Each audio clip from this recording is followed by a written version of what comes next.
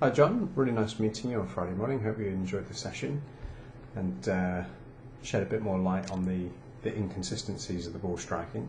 So just taking you through the swing here, obviously we've got a couple of changes we're trying to make, and essentially the shot that I try and teach all my pupils is the ever so slight draw, which essentially demands a much more precise, maybe not the right word, a better impact position from a ball striking point of view to be able to shape the ball with that right to left movement. So let's just have a look at what you have been doing.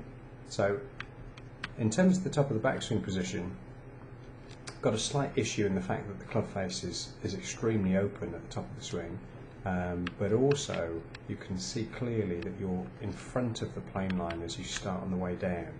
And of course essentially that means that you've got to ever so slightly back away from the shot and flick the club head past the ball as you're striking it in this leaning back position, which ends up being an issue in terms of not only contact but also distance as well. So we've made a couple of tweaks during the lesson to try and get the club face a little bit more closed and trying to get essentially the club a little bit flatter up at the top of the swing.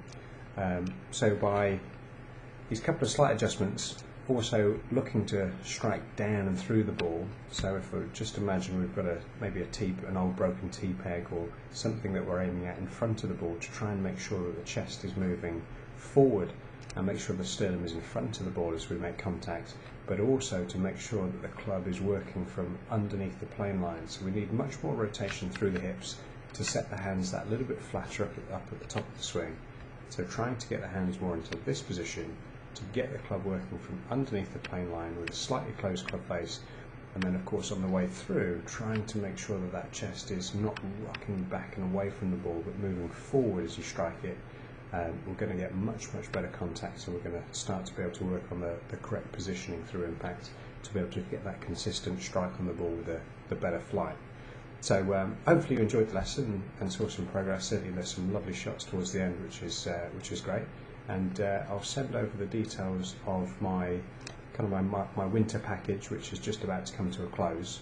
And if you're interested, then we can do a little bit more work together.